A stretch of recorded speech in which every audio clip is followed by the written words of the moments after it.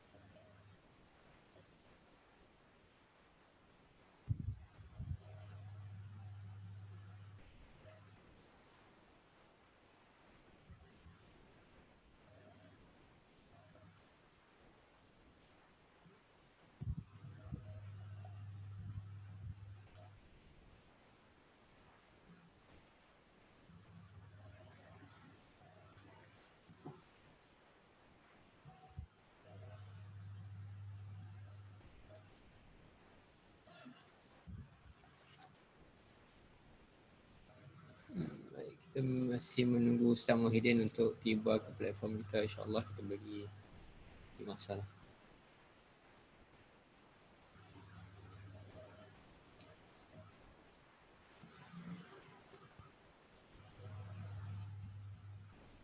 Assalamualaikum Ustaz Muhyiddin.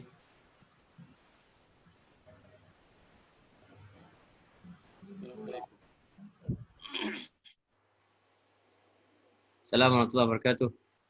Ya, Syed Hussein sudah mula dengan niat. Oh belum. Baik, insyaAllah kita akan bacakan niat. Niat seperti yang diajarkan oleh Imam Abdullah bin Abi Haddad. Bismillahirrahmanirrahim.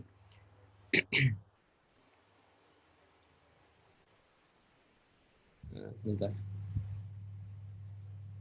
Bismillahirrahmanirrahim. Nawaitu ta'alluma wa ta'lim, tadhakkura wa tadhkir, nafa' wal intifa', wal ifadata wal istifadah, wal hasa 'ala tamassuki bi kitabillah wa sunnati rasulih sallallahu alaihi wasallam, wa du'a ila al-huda wa dalalata 'ala al-khair, ibtigha' wajhillah wa mardatihi wa qurbihi wa thawabih.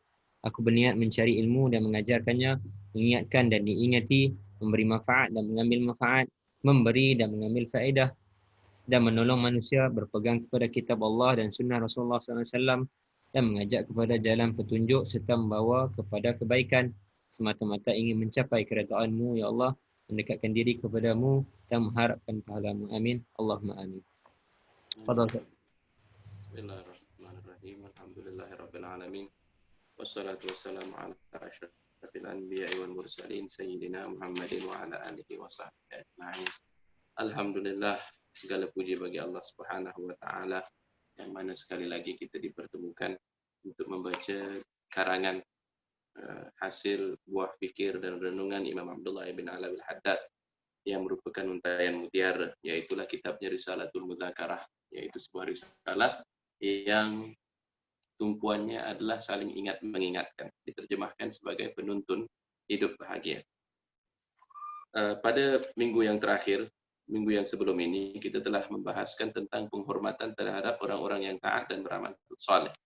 Sebenarnya, perbahasan yang minggu ini adalah bahagian daripada tiga bab atau tiga fasal. Yaitu pertama yang menceritakan tentang taat mencetuskan keridaan Allah, sedang maksiat mencetuskan kemurkaannya. Maka minggu lepas telah berincikan tentang ketaatan kepada Allah dan kemuliaan yang datang dengannya, penghormatan yang datang dengannya. Maka pada minggu ini kita akan masuk pasal yang seterusnya, membicarakan tentang bahaya maksiat. Ya, bahaya maksiat. Maksiat menyebabkan manusia celaka dan hina. Ya, muka surat 23. Allah telah berfirman, "Innahu may ya'ti rabbahu mujriman fa inna lahu jahannama la yamutu fiha wa la yahya." Sesungguhnya orang yang mendatangi Tuhannya sedang ia di dalam keadaan berdosa, maka sudah pasti ia mendapat neraka jahanam. Di sana ia tidak mati dan tidak boleh hidup. Kita perhatikan di sini ya. Ya'ti di sini membawa arti datang kepada Tuhannya. Ya'ti itu maksudnya datang atau tiba kepada Tuhannya, kerana manusia ini memang kehidupannya merupakan sebuah perjalanan. Sama ada nanti kita bertemu Allah Subhanahu wa taala dalam keadaan kita ini membawa iman dan amal soleh, ataupun kita datang dalam keadaan mujrim. Mujrim ini kalau kita perhatikan beberapa perkara kitab-kitab tafsir, ya, diterjemahkan mujrim ini sebagai orang yang kafir, orang yang asi, yakni yang bermaksiat pada Allah Subhanahu wa taala, orang yang fasik, ya. Maka orang-orang yang nanti balik kepada Allah Subhanahu wa taala, dan kita semuanya semestinya balik, akan datang kepada Allah Subhanahu wa taala, maka baginya adalah neraka jahanam. Yang dalamnya itu mati pun tidak, hidup pun tidak. Ya, mati pun tidak kerana berterusan akan seseorang itu hayatnya disiksa dalam api neraka, waliyadzubillah. Dia tidak hidup kerana kehidupan ataupun kehidupan itu tidak lagi membawa manfaat bagi dirinya. Kerana di dunia ini, sekiranya seorang itu disifatkan dia hidup, bukan semata-mata berarti dia bernafas. Bukan berarti semata-mata ada aktiviti dari segi pergerakan darah dalam tubuh badannya. Tetapi kalau kita katakan seseorang itu benar-benar hidup dalam kehidupan di dunia ini pun, maksudnya dia dapat menikmati pelbagai perkara, dia dapat mengalami pelbagai perkara, barulah kita katakan seorang itu memang hidup di dalam dunia. Maka apabila kalau perhatikan seorang itu disempitkan dalam akhirat untuk disiksa sahaja dalam api neraka, maka dia tidak hidup sebenar-benarnya. Ya. Tetapi kalau orang yang di dalam syurga, ya, Allah Subhanahu wa taala sambung dalam surah Taha itu, ya, may ya'tihi mu'minan, barang siapa yang sampai kepada Allah Subhanahu wa taala dalam keadaan imannya masih lagi sempurna, qad amila salihan, kemudian dia beramal pula dengan amalan yang saleh, faulaika lahum darajatul ula, bagi mereka itu darjat yang tinggi, ya, first class ataupun yang lebih tinggi daripadanya, yakni menandakan bahawa mereka akan benar-benar merasakan kehidupan di situ. Di sini, ya, ada sebuah hadis yang sering disebutkan, ya, berkenaan bahawa dunia ini adalah penjara bagi orang yang beriman, dan dia adalah ibarat syurga bagi orang yang kafir. Ada suatu kisah berkenaan Syekh Abu Bakar bin Salim. Ya, waktu itu ada seorang yang fasik ataupun orang yang kafir bertemu dengannya, menyatakan, dan kebetulan Allah Subhanahu wa taala meluaskan rahmatnya kepada Syekh Abu Bakar bin Salim ini hatta di dunia lagi. Yakni beliau diberikan bukan sahaja ilmu, iman dan amal saleh, tapi juga diluaskan rezekinya.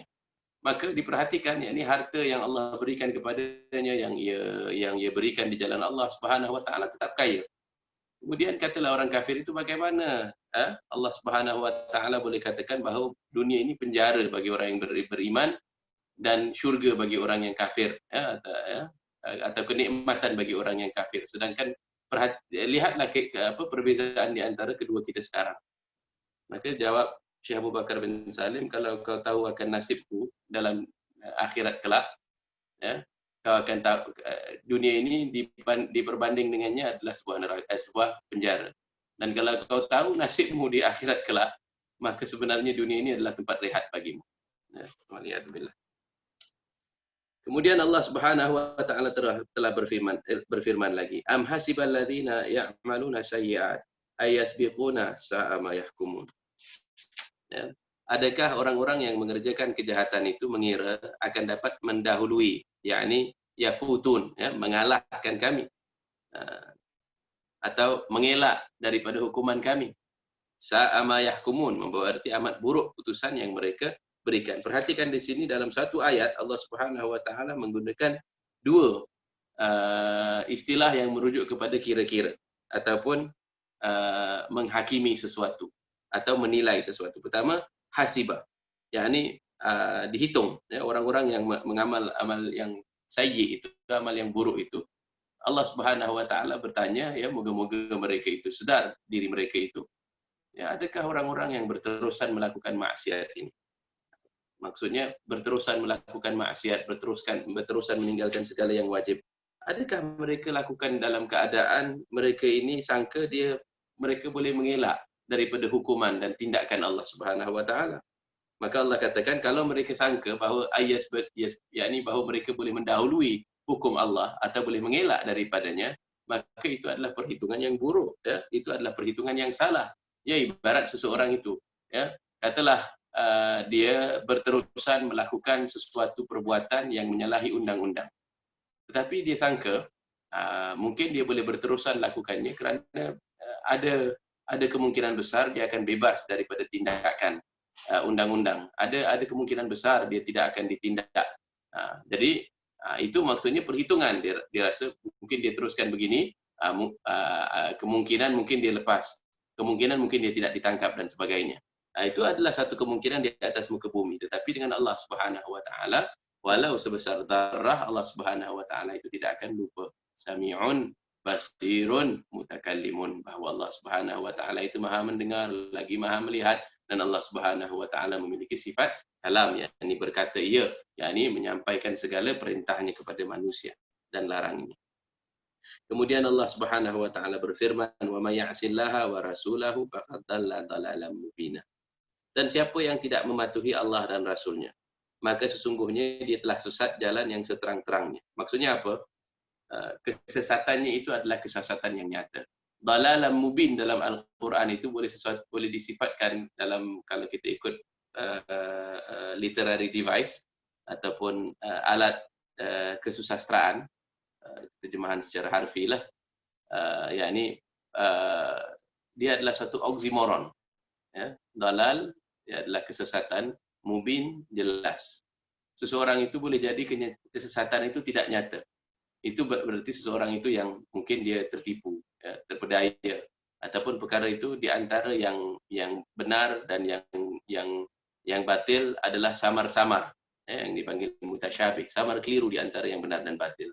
Tapi Allah Subhanahu wa taala kalau katakan dalal mubin, maksudnya dia adalah kesesatan yang nyata. Termasuklah orang yang bermaksiat, ya, atau tidak mematuhi Allah dan Rasulnya. Ya, maka memang jelaslah telah sesat jalannya. Subhanallah, kalau kita perhatikan, tetapi dalam keadaan Allah Subhanahu wa taala menyatakan dengan sedemikian pun ada sahaja, ya, manusia pada zaman ini ataupun zaman-zaman yang sebelumnya menyangka, ya, pada sangkanya itu tak ada masalah, ya, untuk bermaksiat kepada Allah dan Rasulnya. Dia tak rasa bahawa itu masalah yang besar, ya. Maka orang itulah yang telah dilanda kesesatan yang nyata, ya. Lagi telah bersabda Nabi sallallahu alaihi wasallam, la yazni zani hina yazni wa huwa mu'min wa la yasriku sarik hina yasrik wa huwa mu'min wa la yashrabul khamr hina yashrabuha wa huwa mu'min. Si penzina yang berzina itu akan tercabut imannya ketika ia melakukan zina. Si pencuri yang mencuri itu akan tercabut imannya ketika ia mencuri. Dan si peminum arak yang sedang meminum arak itu akan tercabut imannya ketika ia meminum arak. Sayyidina Abdullah bin Abbas, ya, dalam ta'liqat kepada hadis ini atau dalam penerangan kepada hadis ini ada menyatakan, ya, bahawa yang dimaksudkan tercabut itu, ya, adalah seakan-akan iman itu meninggalkan jasadnya, seakan-akan, ya, macam bayang-bayang di atas kepalanya, begitu. Begitu orang yang melakukan perbuatan itu bertaubat, maka kembali lagi imannya kepada hatinya.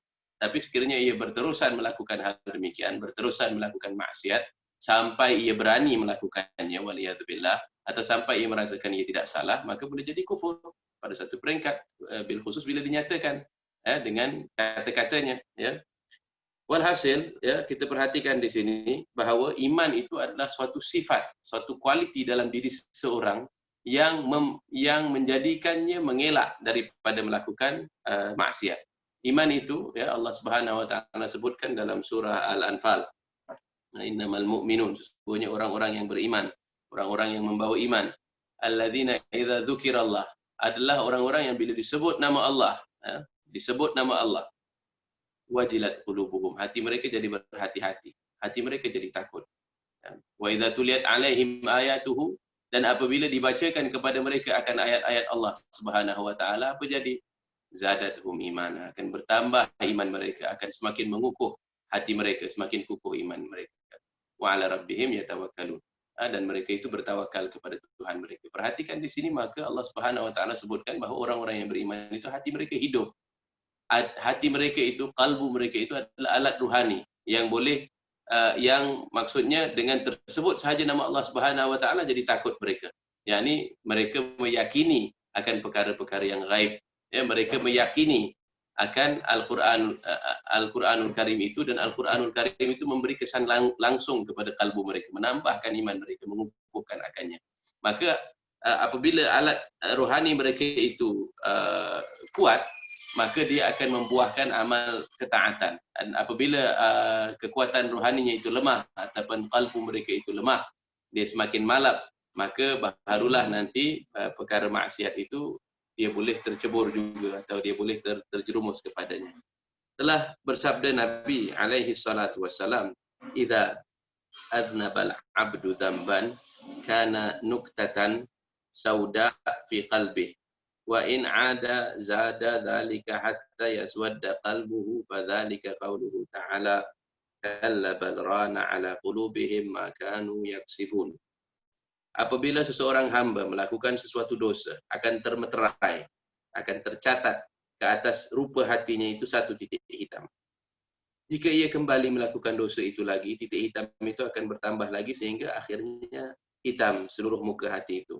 Itulah maksud firman Allah Ta'ala, bahkan telah termeterai di atas hati mereka apa yang telah mereka kerjakan. Ini perkataan di sini daripada suratul Mutaffifin, kalla bal rana ala qulubihim ma kanu yaksibun.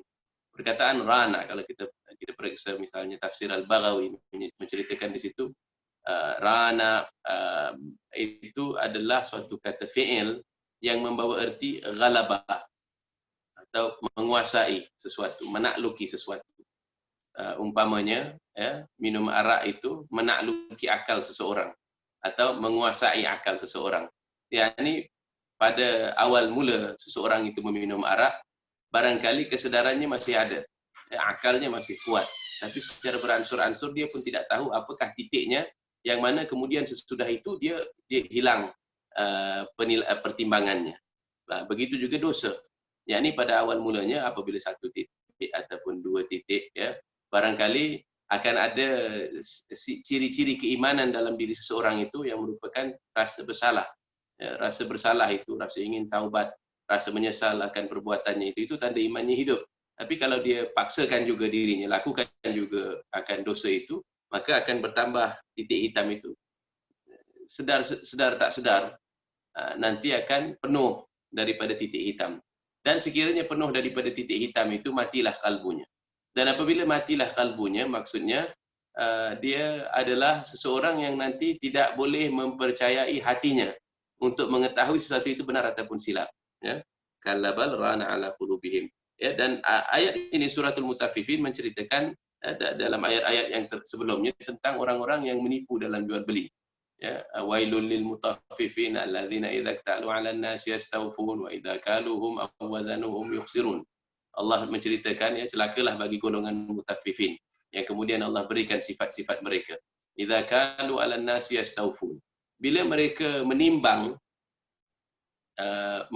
ke atas manusia, maksudnya apabila mereka mengambil bayaran daripada manusia atau tukar beli daripada manusia, mereka akan berlebih, ya, dalam meminta hak orang.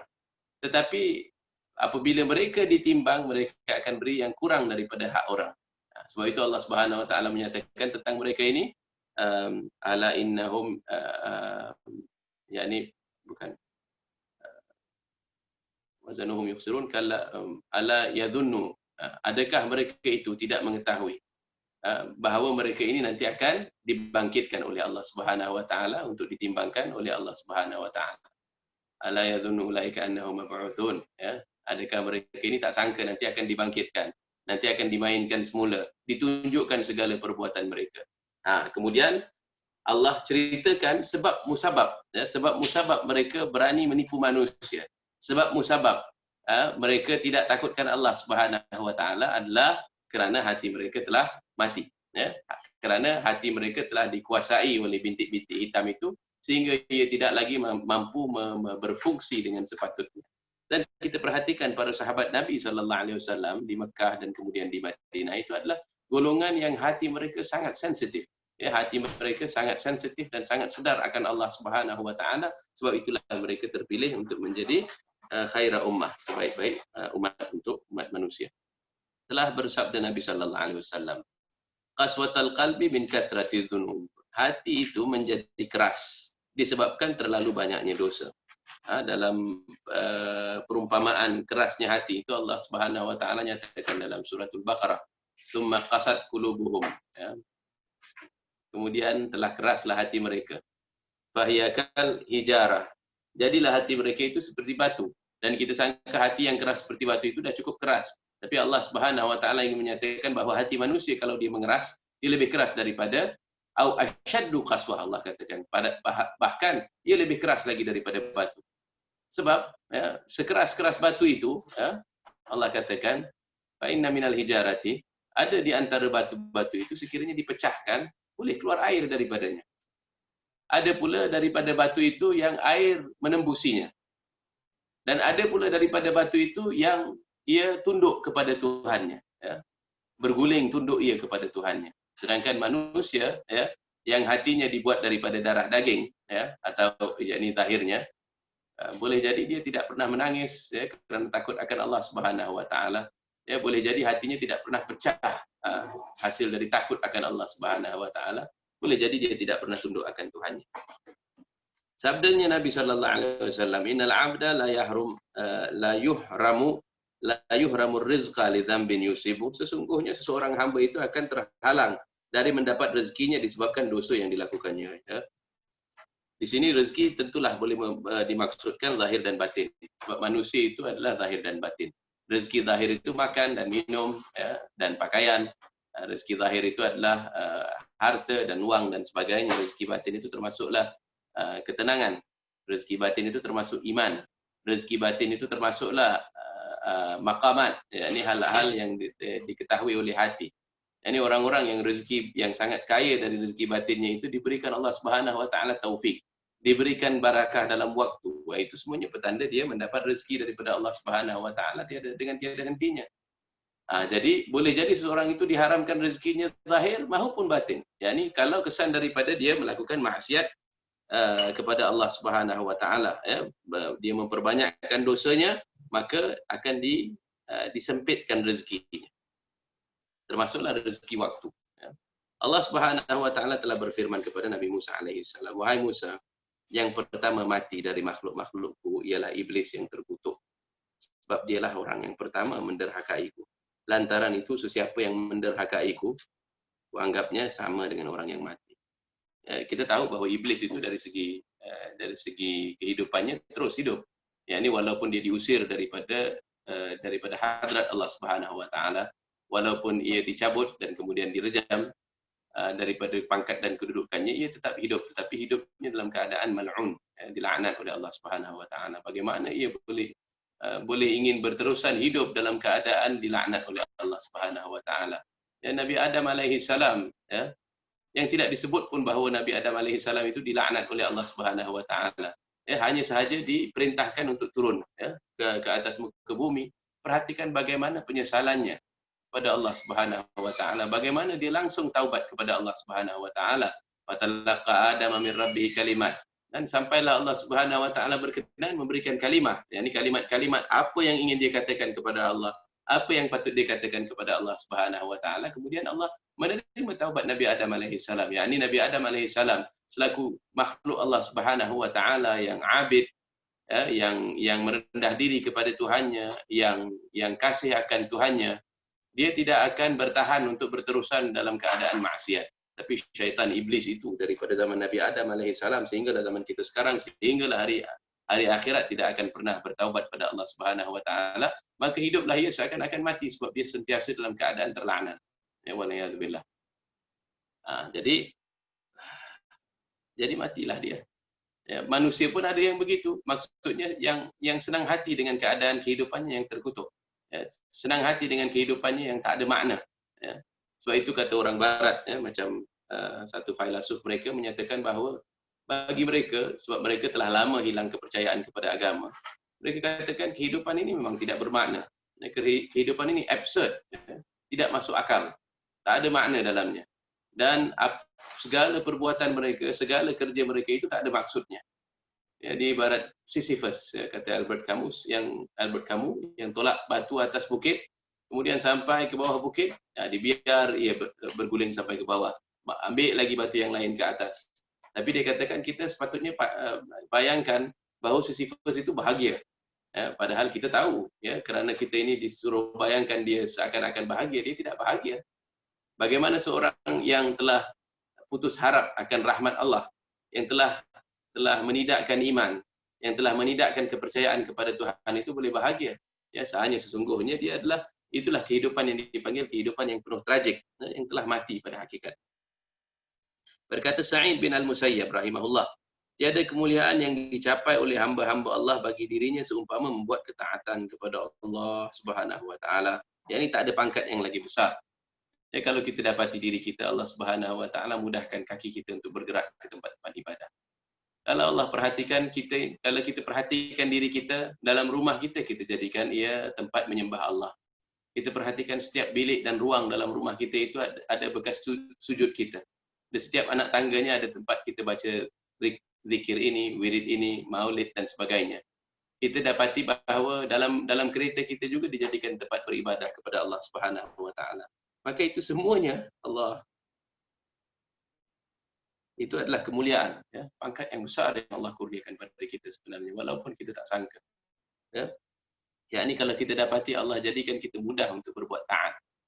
Ya, kalau kita dapati bahawa ketaatan itu adalah sesuatu yang maksudnya bagi diri kita adalah sesuatu yang kita lakukan secara tabi'i. Maksudnya kita dah Allah Subhanahu Wa Taala kurniakan fitrah yang hidup. Ya, yakni kalau kita perhatikan di sini, ya, kalaulah ketaatan itu adalah maksudnya kemuliaan. Perhatikan kata Allah, firman Allah Subhanahu Wa Taala. Wa idza sa'alaka ibadi anni, sekiranya ada yang bertanya kepadamu wahai Muhammad tentang, yakni daripada hamba-hambaku, katakanlah bahawa aku ini qarib, aku ini dekat sebenarnya pada mereka. Ujibu da'watad da'i, aku menjawab segala doa orang-orang yang meminta kepadaku. Idza da'ani, tatkala ia memohon kepadaku. Kemudian dengan atas sebab Allah Subhanahu Wa Taala telah berlaku pemurah dengan kita. Ya, ini telah berlaku pemurah dalam keadaan dia menjawab segala pinta dan doa kita. Allah cakap falyastajibu li, maka hendaklah mereka itu juga menjawab panggilanku. Ya, ini melalui ketaatan. Wal yu'minu bi, dan hendaklah kita beriman. La'allahum yarshudun, supaya mereka dibimbing ke jalan yang benar. Jadi benarlah kata-kata Sa'id bin Al-Musayyab bahawa tiada kemuliaan yang dicapai oleh hamba-hamba Allah Subhanahu Wa Taala seumpama membuat ketaatan kepada Allah. Dan kalau kita perhatikan diri kita dalam gerak-geri kita itu sedang melakukan ibadah atas ibadah, itu sebenarnya adalah rahmat ke atas rahmat yang Allah cucurkan ke atas diri kita. Dan sebaliknya, tiada kehinaan yang dicapainya pula seumpama membuat kemaksiatan kepadanya. Memadailah pertolongan Allah Subhanahu Wa Taala kepada seorang mukmin apabila ia melihat musuhnya bersenang-senang dengan perbuatan maksiat. Ya. Saya teringat juga di sini, yakni kata-kata yang berkait dengan ini adalah kata-kata Abu Sa'id Al-Mursi, ya, berkenaan bahawa hamba itu dengan Tuhannya adalah di antara 4 hal. Kalau ia dapati dalam dirinya dalam keadaan uh, beribadah kepada Allah Subhanahu wa taala, hendaklah ia segera mentakzimkan Allah Subhanahu wa taala.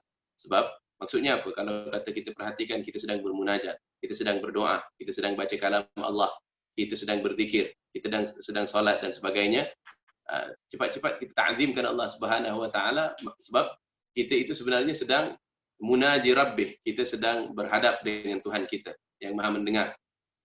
Kalaulah seseorang hamba itu dapati bahawa ia terjerumus, ya, terjatuh dia, ya, tersandung katalah, kemudian dia terlakukan maksiat, maka cepat-cepat dia taubah, ya, maka dia cepat-cepat taubah. Itu adab.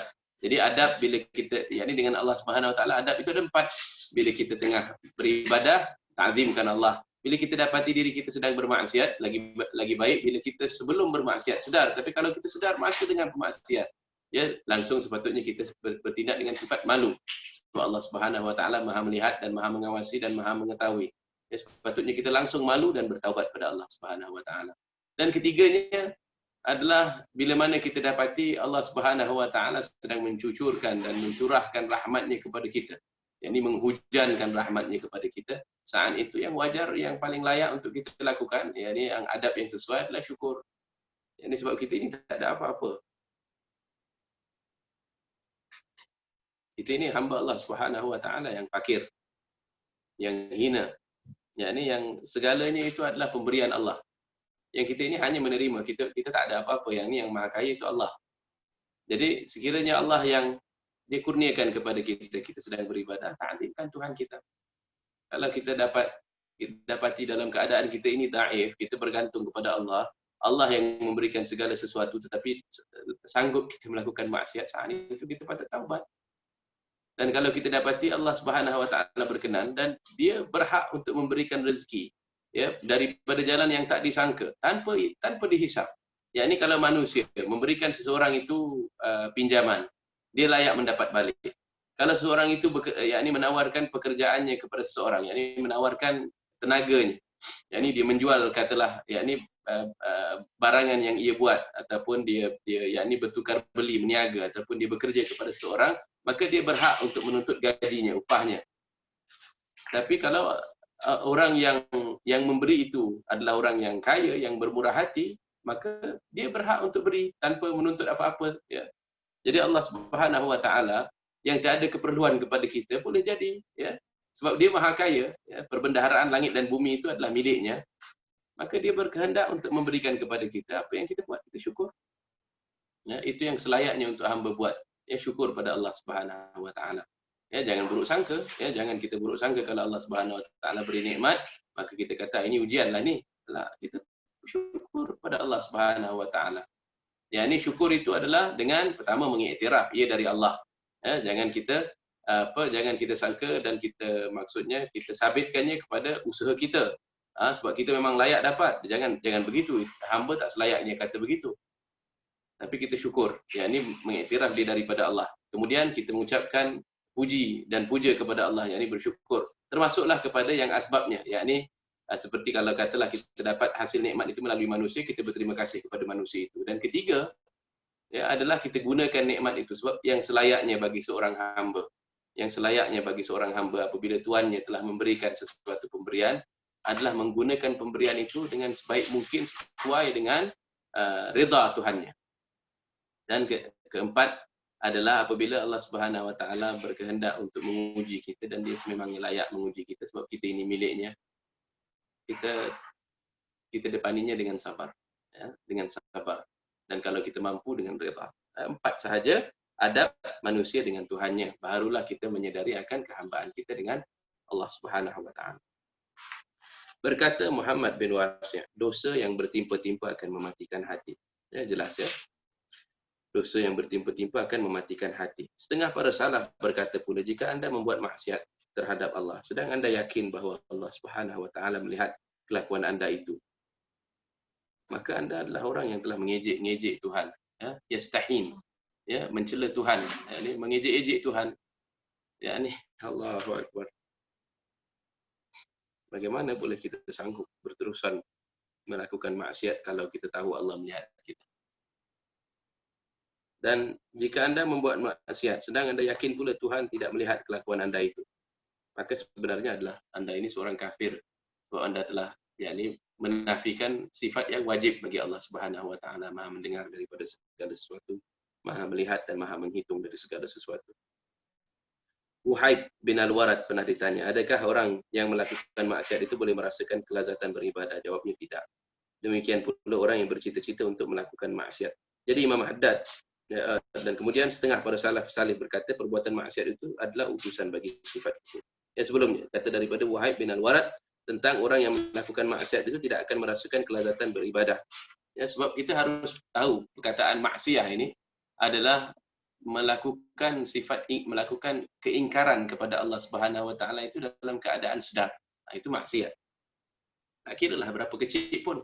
Ya, ini sebab kita tahu hukum sesuatu, ya, kita sangka itu dosa kecil, ya, tak disebut sebagai dosa yang besar. Tapi bila mana kita berterusan melakukannya, itu jadi ingkar sifatnya dengan Allah Subhanahu wa taala, waliyadzubillah. Jadi tentulah orang yang begitu tidak akan merasa kelazatan beribadah. Dan kemudian orang yang bercita-cita untuk melakukan maksiat. Imam Haddad menyatakan dalam kitab Risalatul Mu'awanah, kalau seseorang itu ingin bertaubat kepada Allah Subhanahu wa taala, bukan sahaja dia dituntut supaya jangan buat maksiat itu lagi. Dia juga dituntut supaya jangan berkehendak, jangan memaksudkan, jangan angan-angankan maksiat itu lagi. Dan kemudian sebelum ia melakukan maksiat itu, jangan dia beritakan bahawa dia akan melakukan maksiat itu. Ya. Dan kemudian kalaulah dia terjatuh, maksudnya kalau dia dah jaga, dia tak bercerita, dia tutup aib dirinya, dia dengar bisikan suaranya, dia tak lakukan. Supaya jangan dicerita dengan orang dia akan melakukan maksiat dengan bangganya. Sesudah dia lakukan maksiat itu, tentulah jangan dia banggakan. Ya. Dan bahkan sepatutnya dia berusaha untuk menutup aib dirinya itu. Ya. Dan itulah taubat yang sebenarnya. Dan ada bagi tanda taubat yang diterima itu beberapa alamat.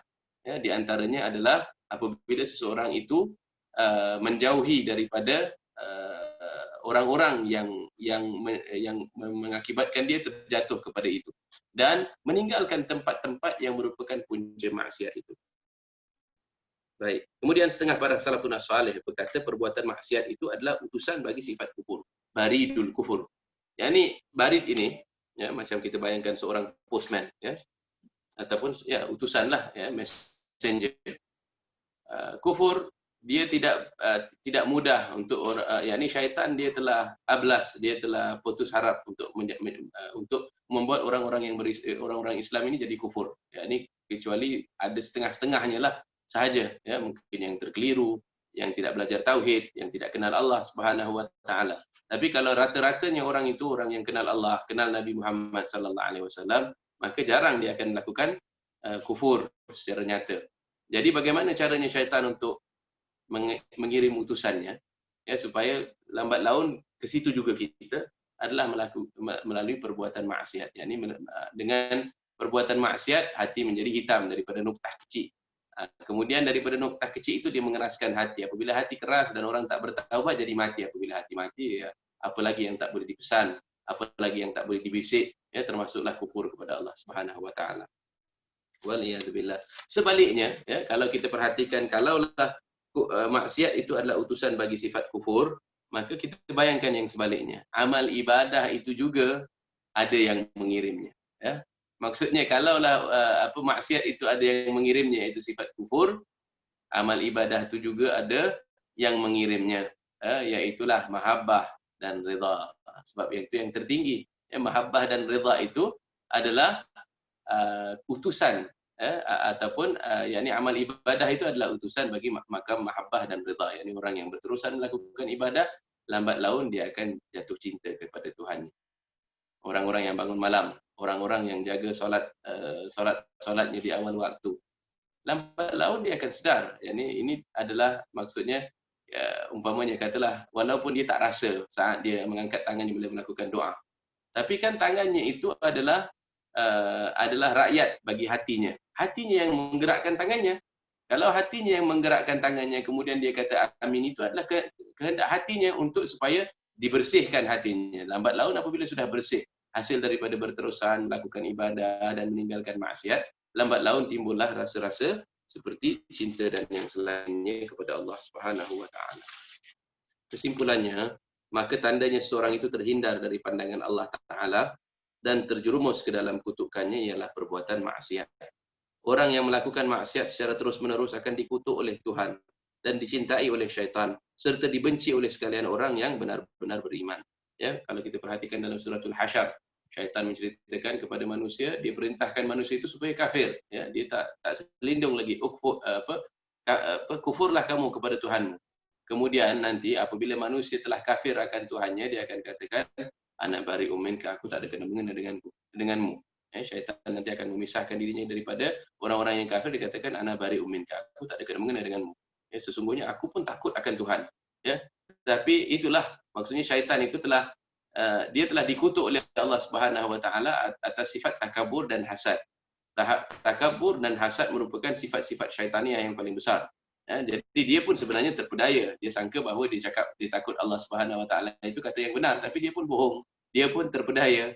Ya, bagaimana dia katakan ini akhafullah rabbal alamin? Bagaimana dia boleh katakan dia takut akan Allah sedangkan perintah Allah pun tak dilaksanakan? Sedangkan dia berterusan hasad dengki kepada anak-anak Adam. Sedangkan berterusan dia hasud. Sedangkan berterusan dia mengadu domba. Sedangkan berterusan dia berlomba-lomba supaya manusia itu kafir walaupun kata dia tidak kafir. Maksudnya itu kata-kata bohong, ya, bahawa dia takut akan Allah Subhanahu Wa Taala itu. Baik. Orang yang maka peliharalah dirimu wahai saudaraku. Ya, macam mana lagi kita nak cari orang yang mencintai kita sebelum kita dilahirkan pun. Ya, mana lagi kita nak cari satu orang, ini satu ayahlah kepada kita yang walaupun jarak di antara kita dan 300 dan dia adalah 300 tahun. Atas dasar keikhlasannya dalam mengarang kitabnya, nasihat tu boleh sampai kepada kita meskipun jaraknya begitu jauh, ya, waktunya juga begitu jauh, yakni tiga kurun lamanya antara kita dengan dia, tetap dia boleh pesan kepada kita, Allahu Akbar, ya. Ya, tanda mahabbah dalam hatinya, maka peliharalah dirimu wahai saudaraku. Jagalah dirimu, ya, jangan terjerumus, jangan terkandas, ya, jangan gagal, jangan hampa, ya. Jauhkanlah dirimu dari mendapat kemurkaan dan siksaan Allah Ta'ala dan jangan sekali-kali melakukan maksiat. Jika anda terdorong untuk melakukan maksiat, maka segeralah anda mengingatkan dirimu bahawa Allah Subhanahu Wa Ta'ala sedang melihat dan memerhatikan kelakuanmu itu. Hendaklah anda menakutkannya dengan segala ancaman Allah Subhanahu Wa Ta'ala terhadap orang yang menderhakainya, daripada pedihnya siksa yang akan ditimpakan ke atasnya dan berat balasan yang akan ditemuinya. Seandainya perbuatan maksiat itu hanya akan menghalang anda dari memperoleh tingkatan para siddiqin, iaitu orang-orang yang benar, dan meluputkan dari mendapat pahala dari para muhsinin, orang-orang yang baik, niscaya yang demikian itu dikira suatu kekurangan. Ini apatah lagi, yakni maksudnya katalah kalau orang yang melakukan maksiat itu tak dapat capai pangkat siddiqin ataupun tidak capai pangkat muhsinin, iaitu pangkat-pangkat yang paling tinggi, sepatutnya itu pun dah cukup. Yakni maksudnya sebab kalaulah kita tak dapat pangkat yang tinggi-tinggi itu, kita akan sentiasa nanti di syurga kelak menyesal. Kita akan kata, andai sahaja aku melakukan tasbih yang lebih, andai sahaja aku tidak melakukan maksiat, andai sahaja begini dan begitu. Ya. Akan tetapi kalau kita, itu maksudnya sepatutnya sudah cukup untuk menghentikan kita daripada melakukan maksiat. Akan tetapi, dia bukan sekadar hilang pangkat yang besar-besar itu, kata Imam Haddad. Ya. Apatah lagi jika dalam melakukan maksiat itu akan menyebabkan anda menerima kehinaan, mendapat balasan api neraka dan ditimpa kutukan Allah Subhanahu Wa Taala dan kemurkaannya yang sekiranya ditimpakan ke atas langit dan bumi, nescaya langit dan bumi pun tidak sanggup memikul kemurkaan Allah Taala itu. Ini kan pula anda seorang makhluk yang lemah. Kita memohon Allah Subhanahu Wa Taala keselamatan dari segala bencana ini dengan kemurahannya. Amin amin ya rabbal alamin. Ya, baik. Silakan Syed Hussein.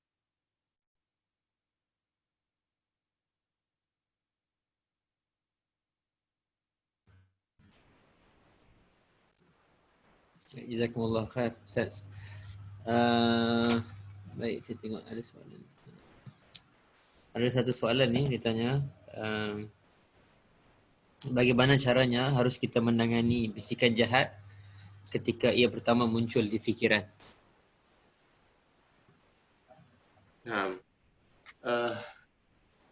Ya tentunya kalau katalah dia pertama muncul, kalau kita dalam keadaan sedar, sepatutnya langsung kita menyatakan a'udzubillahi samiil alim minasyaitonir rajim. ya, yakni memohon perlindungan daripada Allah Subhanahu Wa Taala daripada bisikan syaitan yang direjam.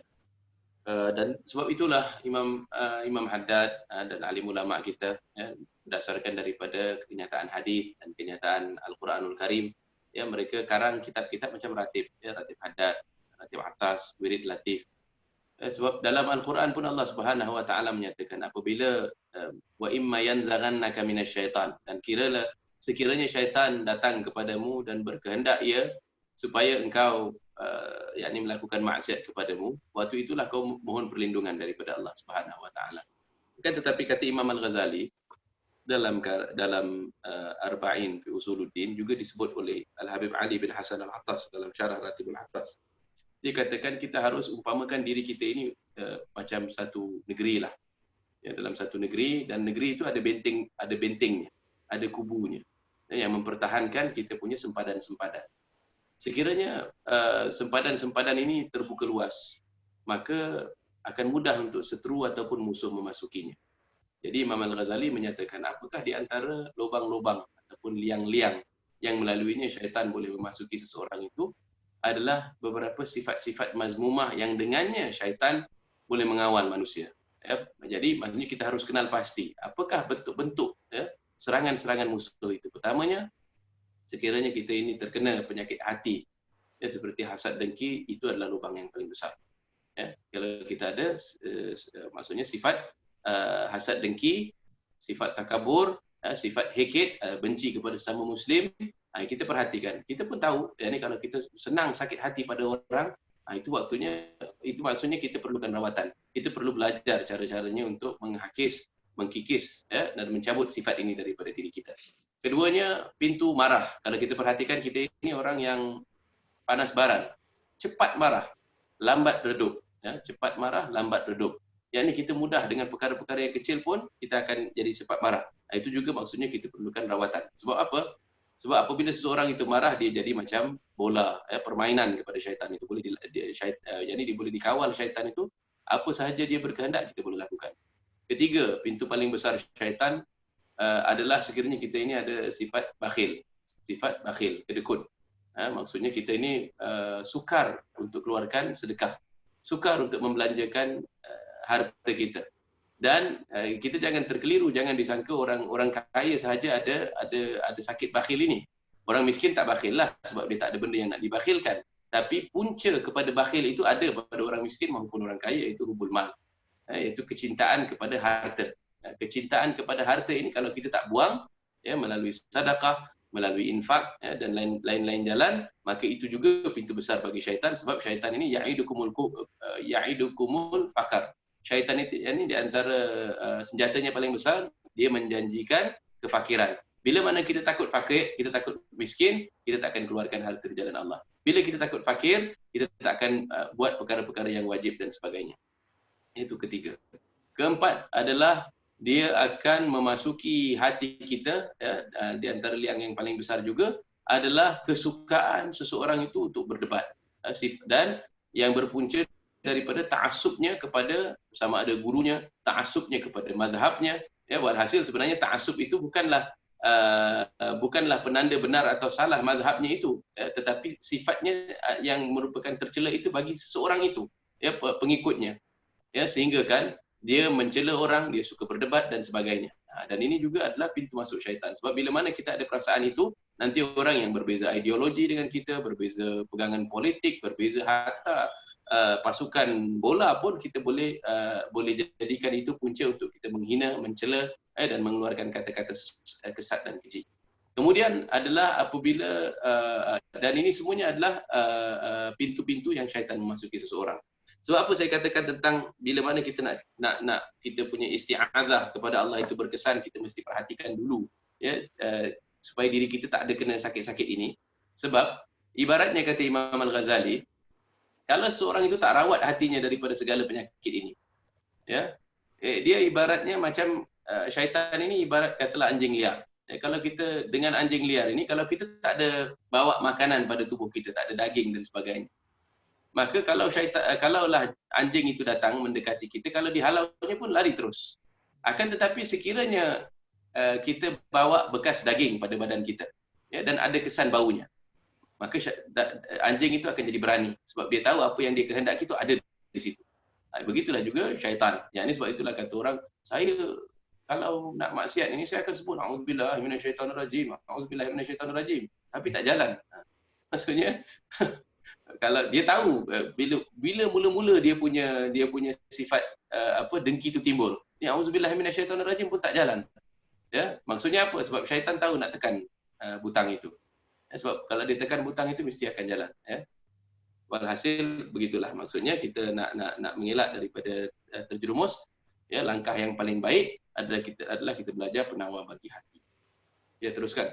Bolehkah kemudian setelah kita terjerumus dalam maksiat tu, contohnya, bolehkah kita menyalahi syaitan seperti mana Nabi Musa menyalahi syaitan ketika dia lupa keadaan membawa ikan tu kan, dia kisah bersama Nabi Khidir tu, syaitan tu menyebabkan aku lupa.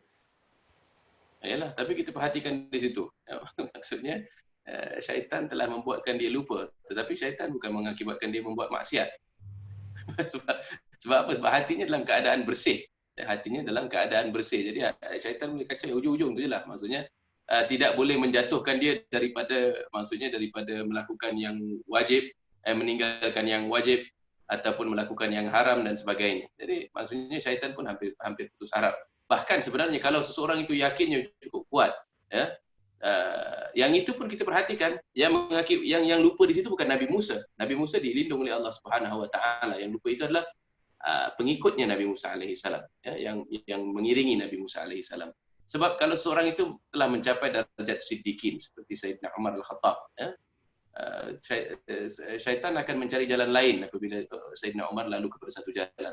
Bahkan bukan sahaja Sayyidina Umarnya sendiri, tetapi kelibatnya sahaja ataupun bayang-bayangnya, ya, bayang-bayangnya, zil itu sahaja pun sudah cukup untuk menakutkan syaitan. Allah. Okey, jazakumullah khair. Lagi soalan, apakah maksud takzim bila mana kita beribadat kepada Allah? Keren. Ya, macam negeri Johor lah, Darul Ta'zim. Ya, ini menta'zimkan berarti mengagungkan Allah Subhanahu Wa Taala. Itu apa? Menta'zimkan atau mengagungkan Allah Subhanahu Wa Taala berarti mengesakan ia. Yakni menganggap bahawa yang maha luhur itu adalah Allah Subhanahu Wa Taala. Sebab Allah Subhanahu Wa Taala telah menceritakan betapa luhurnya Allah Subhanahu Wa Taala itu luar jangkauan manusia. Yakni Subhanal Malikil Quddus. Allah Subhanahu Wa Taala itu Al-Malik, tapi dia Al-Quddus. Subhanallah. Ya, kalau lain-lain Malik di atas muka bumi ini tiada yang bersifat dia Malik tetapi dia luhur. Tapi Allah Subhanahu Wa Taala itu yang maha berkuasa atas segalanya. Dia memiliki segala tumpuan kuasa itu, tapi ia juga luhur sifatnya. Yakni maha suci ia daripada segala kekurangan. Jadi maksudnya bila mana kita mentakzimkan Allah itu berarti maksudnya kita hadapkan hati kita pada Allah Subhanahu Wa Taala. Dan tentulah kita akan mentakzimkan sebab Allah Subhanahu Wa Taala itu, ya, ini apabila sebut satu-satu nikmat yang besar kita menyebut subhanallah, maha suci Allah, walhamdulillah wala ilaha illallah wallahu akbar, ya. Sebab kita memiliki, yakni kita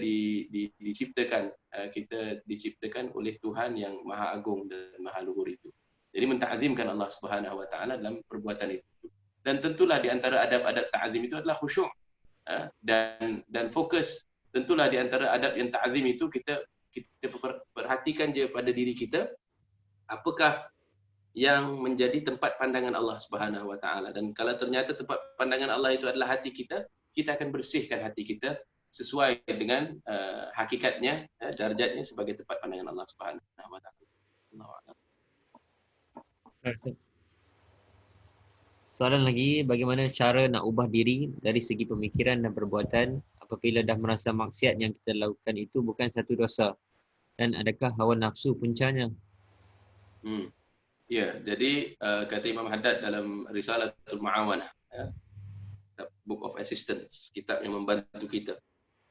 Kita pertamanya kena harus sedar hakikat maksiat. Yang ini langkah pertama, kena sedar hakikat maksiat. Kata Imam Haddad, maksiat itu adalah ibarat lautan yang melemaskan. Satu. Keduanya, ibarat daripada dosa itu adalah racun yang membunuh. Sumum qatil. ketiganya dia adalah ibarat api yang membakar. Yang melemaskan yakni sebab dia membunuh iman kita. Yang mana dia termasuklah dia racun, meracuni kenikmatan beribadah. Dia juga api membakar daripada segala pahala kita. Jadi bila kita sedar dia adalah bahaya, kita akan berjaga-jagalah. Kalau kita tak sedar akan sifatnya bahaya, kita akan pandang kecil. Kita akan, maksudnya kalau kita ini dalam keadaan ditipu, tertipu, kita akan sangka maksiat ini kecil. Kita nanti akan dimasukkan dalam pemikiran kita itu pemikiran-pemikiran yang tak patut. Umpamanya katanya, umur kan masih panjang. Jadi nanti ada waktu untuk aku ibadah. Ada waktu untuk aku taubat, nanti aku taubat. Itu semuanya. Jadi itu maksudnya didaftarkan dalam kepala pemikiran yang salah. Termasuk juga didaftarkan dalam kepala akan pemikiran yang salah kalau kita tak menjaga dan memelihara iman kita dengan ilmu, adalah apabila seseorang itu dia meletakkan harapan di tempat yang salah. Yani rajaknya diletakkan di tempat yang salah. Maksudnya dia katakan, bukankah pengampunan Allah Subhanahu Wa Taala itu maha luas? Bukankah Allah Subhanahu Wa Taala mengampunkan hatta segunung dosa dan sebagainya? Jadi ini semua adalah kata-kata yang hak, kata-kata yang benar. Akan tetapi bukan semua kata-kata yang benar itu sepatutnya dikatakan di setiap tempat. Sebab hamba Allah Subhanahu Wa Taala ini ada tingkatan-tingkatannya. Yani untuk menggunakan harap dengan raja, harap dengan takut. Pada peringkat hamba yang ikhlas, hamba yang telah mengikhlaskan dirinya kepada Allah Subhanahu Wa Taala, hamba yang begitu, dia punya harap itu adalah asyauq. Harapnya pada Allah Subhanahu Wa Taala itu berahi dan rindu dendam. Maksudnya apa? Maksudnya ibadah dia dah sampai satu peringkat yang dia tahu bahawa tujuan ibadahnya itu ma'rifah. Jadi harapnya itu dah suci.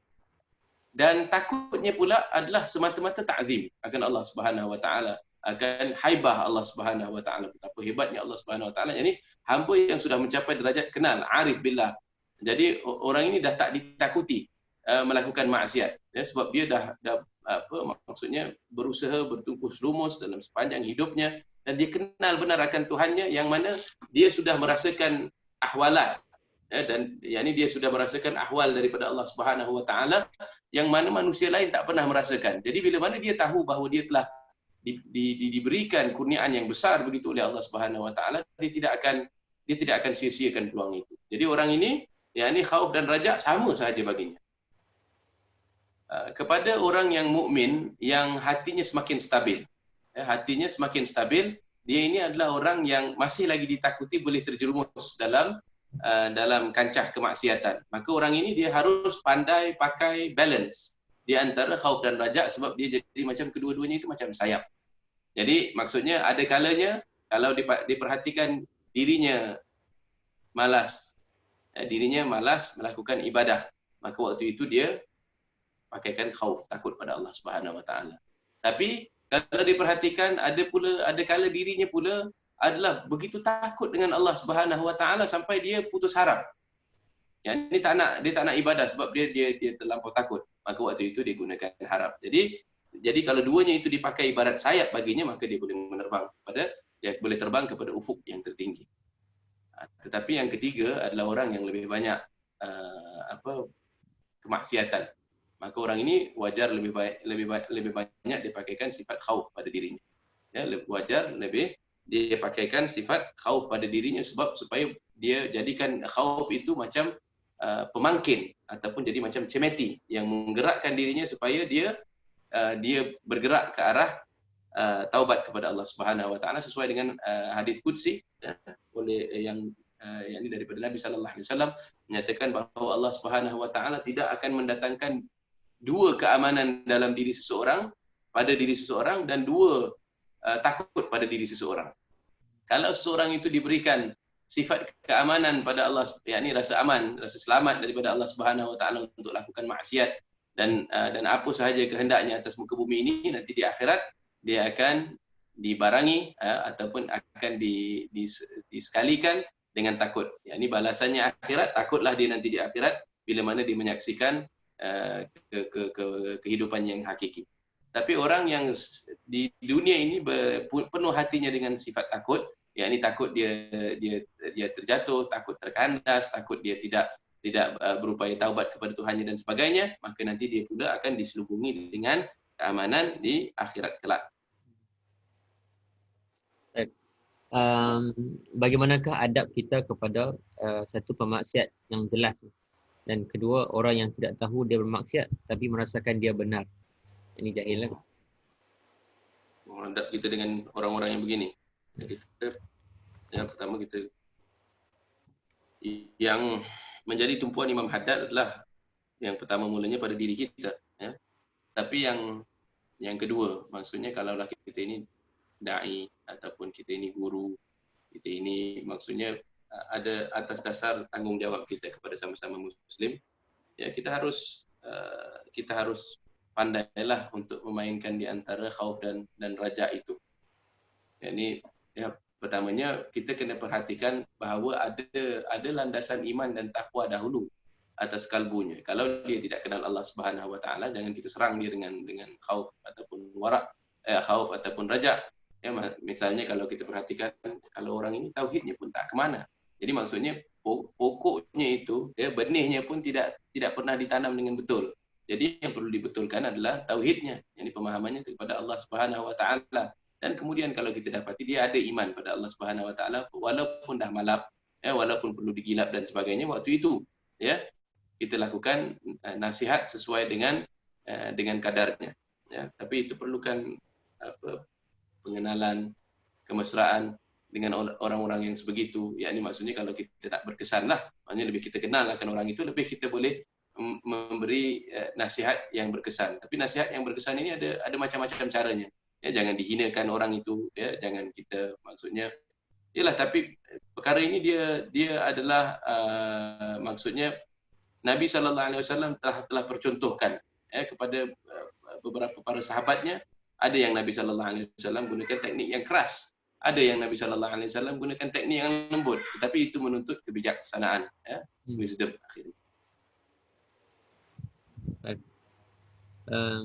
Bagaimanakah cara nak kekalkan kerohanian agar tidak gelap apabila kita selalu bersendirian, agar tidak terjerumus ke lembah maksiat? Mungkin juga dalam keadaan yang ramai juga, bagaimanakah harus kita kekalkan kerohanian jugalah dalam keadaan bukan hanya kesendirian. Ya, itulah yang tadi itu maksudnya pertamanya kita kena ada kita kena bahagikan hari kita itu, kita kena susun ia supaya kita ada wirid. Bila kita ada wirid, maka kita ada bahagian dan tempoh dalam hari kita itu yang kita khususkan untuk Allah Subhanahu Wa Taala. Jadi bila ada waktu-waktu antara kita dengan Allah Subhanahu Wa Taala, kita tak akan bersendirian. Yani bila kita berwirid, kita bukan bersendirian. Walaupun kalau kita tak berwirid pun kita tak bersendirian, tapi bila mana kita berwirid, bila mana kita baca Quran, bila mana kita berzikir kepada Allah Subhanahu Wa Taala, saat itu adalah kita yang cuba menghadirkan diri kepada Allah Subhanahu Wa Taala. Ya, sebab itu kata Imam Al-Ghazali juga dalam Al-Arba'in fi Usuluddin ada 4 tingkatan zikir. Jadi kita mulakan, kita kalau tak mulakan, kita sentiasa akan tak merasa dan mengecap nikmatnya. Zikir itu pada tingkatan yang paling luar, selaput yang paling luar adalah zikir lisan. Kita mulakan dengan zikir lisan. Tapi bila kita zikir lisan itu kita perdengarkan kepada telinga kita supaya telinga kita biasa dengar ucapan zikir. Kemudian nanti dia akan secara perlahan-lahan beransur-ansur dia akan jatuh ke hati. Ya, akan jatuh ke hati zikir lisan itu. Tapi pada awal mulanya dia adalah dalam bentuk najman, sedikit demi sedikit. Maksudnya dia akan maksudnya cerahan cahayanya itu kita akan dapat sedikit. Dan kita perlu tumpuan dan konsentrasi untuk rasakan nikmat berzikir itu. Tapi kalau kita istiqamah secara berterusan, nanti dia akan jadi sesuatu yang kita bila berzikir sahaja hati kita akan connected dengan Allah Subhanahu Wa Taala. Itu tingkatan yang mana hati dah merasakan halawatul zikir. Ya, kenikmatan dalam berzikir. Kenikmatan dalam berzikir itulah yang mengakibatkan seorang hamba itu tak terpisah daripada Tuhannya dalam apa juga keadaan. Dan keempat adalah apabila seseorang itu yang merupakan tingkatan tertinggi daripada zikrullah adalah apabila dia karam dalam zikirnya. Ini fana ia dalam zikirnya sehingga kan hijab yang terdapat di antaranya dengan Tuhannya itu kelihatan segala daripada muka bumi dan segalanya itu jadi fana. Hanya yang disaksikannya hanyalah Tuhannya itulah. Sebab itulah kita kena mencari rida Allah, mencari cinta Allah Subhanahu wa taala. Saya ingat Profesor Naqib Al-Atas masa mudanya dalam rangkaian rubaiyat ada mengarang sebuah rubaiyat lah, dalamnya dikatakan si prajurit mencari syahid di jihad runtuh. Si asyik di lapangan Ishqi tewas terbunuh. Tetapi derajat syahidnya terlebih tinggi. Dia ditikam kawan, bukan dileburkan musuh. Yang dimaksudkan di situ adalah prajurit, yakni orang yang berperang di jalan Allah Subhanahu wa taala, dia sememangnya mencari syahid. Yakni supaya nanti dapatlah dia gunakan peristiwa itu sebagai bukti bahawa dia mati dalam keadaan membela, mempertahankan agama Allah Subhanahu wa taala. Jadi itu adalah usaha si syahid. Maksudnya si syahid itu adalah maksudnya ketinggian cita-citanya adalah supaya mati syahid. Tetapi yang si asyik pula, dia di mana dia terbunuh? Dia terbunuh di lapangan Ishqi. Di lapangan cintanya dia tewas terbunuh. Tapi si asyik ini kenapa derajat syahidnya terlebih tinggi? Dia ditikam kawan, bukan dileburkan musuh. Yang menikamnya itu adalah Allah Subhanahu wa taala, kekasih yang hakiki. Yang ditikam itu adalah sifat-sifat mazmumah.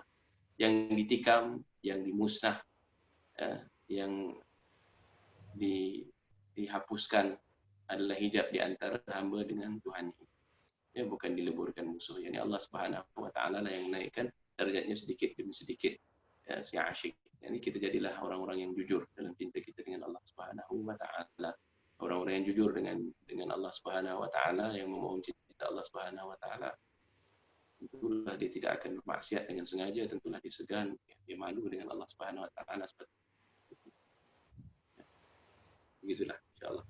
Alhamdulillah. Mungkin sampai di sini saja soalan pun tak ada dah. Yang mungkin ingin bertanya boleh PM ke page kita Hadap Foundation, ataupun mungkin kita simpan ke minggu hadapan insya-Allah. InsyaAllah. Kita ucapkan jazakumullah khair kepada Ustaz Aminuddin kerana sudi untuk bersama kita pada malam ini. Alhamdulillah, satu sesi yang kita harap moga-moga yang bawa kita lebih dekat dengan keimanan, dengan ketakwaan, lebih dekat kepada Allah dan Rasulullah SAW. Mungkin Ustaz boleh akhiri dengan doa. Bismillahirrahmanirrahim. Alhamdulillahirabbil alamin hamdan yuwafi ni'amahu wa yukafi mazidah. Ya Rabbana lakal hamdu kama yanbaghi li jalali wajhika wa li'azimi sultanik. Allahumma salli wa sallim ala sayyidina Muhammad miftahi babi rahmatillah adada ma fi 'ilmillah, salatan wa salaman daimaini bidawami mulkillah wa ala alihi wa sahbihi. Allahumma inna nas'aluka hubbaka wa hubba man ahabbaka wa hubba ma yuqarribni ilaik. Allahumma ja'al hubbaka ahabba ilayya mimma barid ya muqallibal qulubi wal absar tsabbit qulubana ala dinik.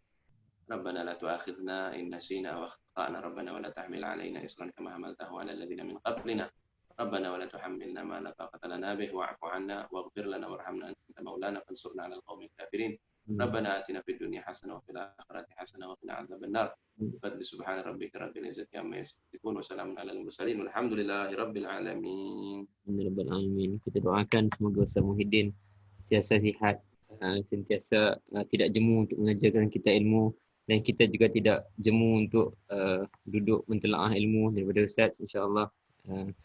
Dan semoga Allah terimalah amal kita sedikit pada hari ini mencari ilmu supaya terdekat lebih dengan dia, insya-Allah. Amin. Allahumma amin. Sehingga kita bertemu lagi lah pada minggu hadapan, insya-Allah. Jazakumullah khair kepada semua. Assalamualaikum. Assalamualaikum.